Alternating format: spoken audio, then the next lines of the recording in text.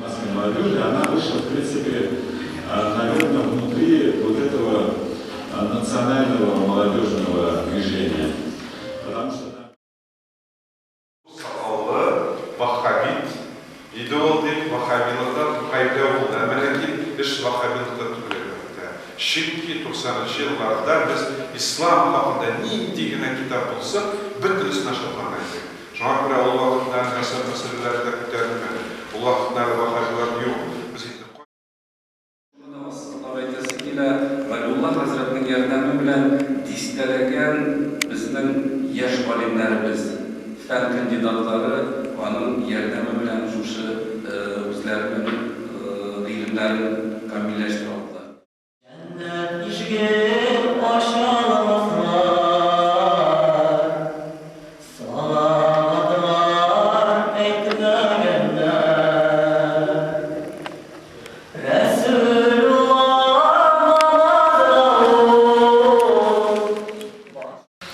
Сагынасызмы?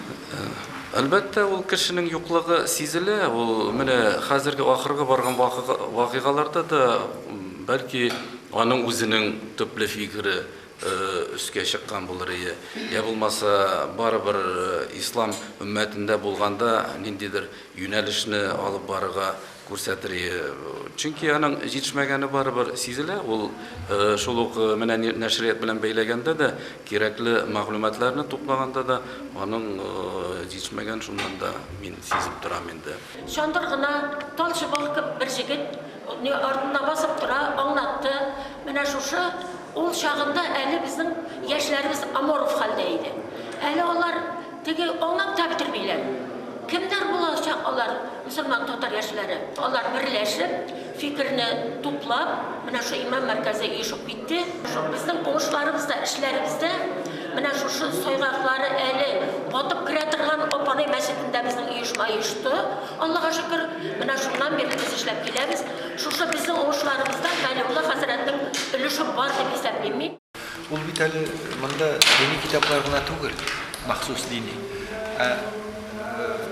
Дөньяви, тарихи китаплар да чыгарды.